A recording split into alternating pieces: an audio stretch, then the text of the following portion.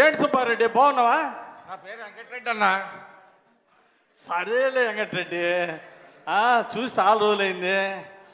ఏంటి ఇది పట్టుకున్నా ముందు. అబ్బో మా అమ్మ చెప్పింది పెద్దోళ్ళ కాడికి పోయేటప్పుడు ఏదో ఒకటి తీసుకొని పోవాలని. ఏం పర్లేదు తమ్ముడు, నువ్వు నాకు కావాల్సినవి. ఇంతకేంటి? ఏం లేదన్నా, ఒకసారి చూసిపోదామని వచ్చానన్నా. సరే, ఏమన్నా పని ఉంటే చెప్పు తమ్ముడు.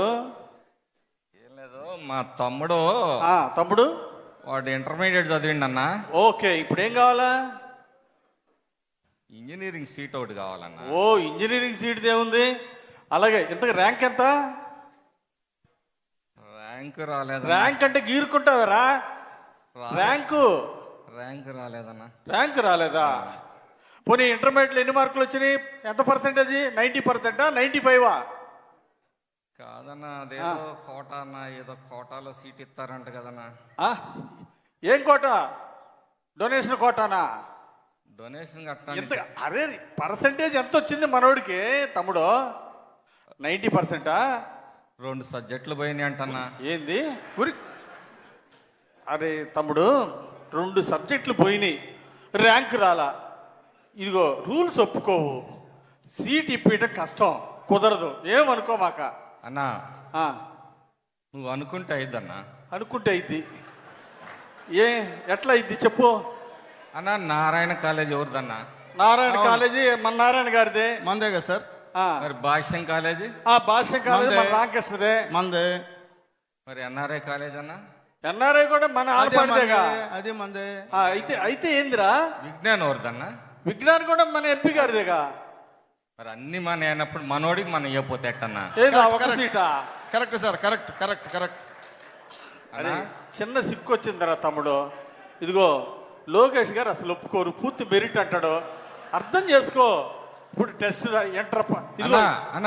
ఒక్క మాట, ఈసారి మళ్ళీ ఎగ్జామ్ రాయమను, ఈసారి మెరిట్లో పాస్ అవ్వమను.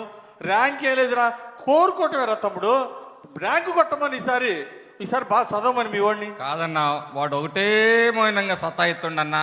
చంద్రబాబు గారు ఏదో చెప్పింది A1 అంట కదా. ఆ గ్రూప్ కావాలా? ఆ గ్రూప్ కావాలంట. ఏ ఆర్టిఫిషియల్ ఇంటెలిజెన్సా? చెప్పవాలి సార్. ఆర్టిఫిషియల్ ఇంటెలిజెన్స్ సార్, చెప్తా ఉన్నాను సార్. అరే అయ్యా, ఏమనుకోబాకరా. ఈ ఆర్టిఫిషియల్ ఇంటెలిజెన్స్ ఏదని ఈసారి మళ్ళీ ర్యాంక్ తెచ్చుకోమను. లోకేష్ గారు మళ్ళీ ఎగ్జామ్ రాయాలి, మెరిట్ చూడాలి అప్పుడే. అంతేగాని నువ్వు చెప్పినట్టు లోకేష్ గారికి ఫోన్ చెయ్యి అన్నా. లోకేష్ గారి పాదయాత్రలో కూడా మా వాడు మొదటి నుంచి చివరి దాకా ఉన్నాడన్నా. ఉన్నాడు సార్, ఉన్నాడు. అంటే ఇంక పాదయాత్ర లోకేష్ గారితో నడిస్తే ఇంకా ఇంజనీరింగ్ సీటు ర్యాంక్ రాకపోయినా ఇంటర్ తప్పినా సీట్ ఇవ్వాల్సిందే అంటవా? అన్న, ర్యాంక్ వస్తే నీ కాడికి ఎందుకు వస్తానా?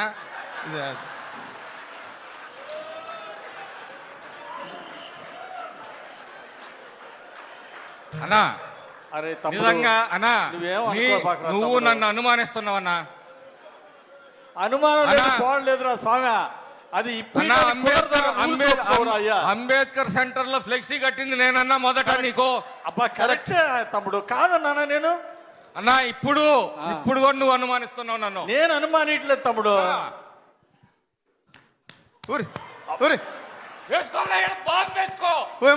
పార్టీ కోసం నిలబడతా. అరే, బాంబుల సంస్కృతి వద్దని పెద్ద ఆయన చెబుతా ఉంటే మళ్ళీ బాంబులు అంటావారా? అబ్బా ఊరుకో. నా రక్తం పచ్చగా రాకపోతే అబ్బా తమ్ముడు, నీ సంగతి నాకు తెలీదా? నీ గుండెల్లో చంద్రబాబు గారు ఉన్నాడు, కానీ సీట్ ఇప్పేట కుదరదురా. నీ దండం పెడతా. అంత బాగానే చెబుతావు కన్నా, ఈడకి వచ్చేటప్పుడు సీటు మాత్రం కుదరదు.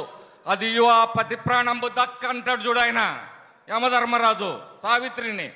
అట్టుందన్నా నీ వ్యవహారం. తమ్ముడు, సీట్ ఇప్పలేను కానీ మళ్ళీ ఒకసారి బాగా చదివి రాయమనయ్యా. ఏమనుకో బాగా వెళ్ళి రాయా. అదే రాత్రి నువ్వెందుకన్నా? సర్లేనా, వస్తాయిగా.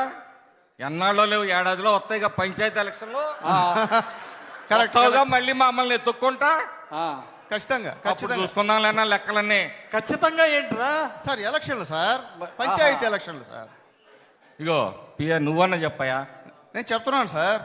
నేనేం చేసినా? నేను ఎంత కట్టపడ్డా? ఉన్నాను సార్. ఈ చెప్పులు చూడు, బొక్కలు పడ్డాయి, బొక్కలు అరిగిపోయినాయి సార్. తమ్ముడు, నువ్వు పార్టీకి పని చేయలేదన్నా?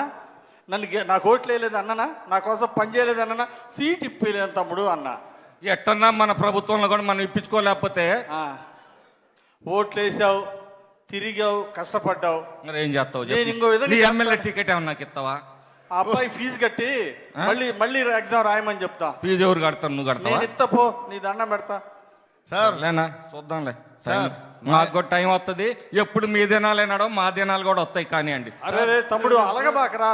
అరే తమ్ముడు సార్ వా సార్, మీరంత గొప్పోళ్ళు సార్. ఏడుకొండల గారు నమస్కారం సార్. ఆయన చెప్పు తీసి కొట్టకపోయినా మీరు సంతోషంగా ఉన్నారు. అరే వెంకటేశు, సార్ నువ్వు పియ్యగా పొగుడుతున్నావా తిడుతున్నావా? అబ్బే మేము తిట్టలేదు సార్, పొగుడుతున్నాను సార్. మీ తెలివితేటలు చూసి, మీరు చేసేటువంటి యాక్షన్ చూసి పొగుడుతున్నాను సార్. అబ్బో యాక్షనా? అవును సార్, ప్రజలకి బ్రహ్మాండంగా సమాధానం చెప్తున్నారు సార్.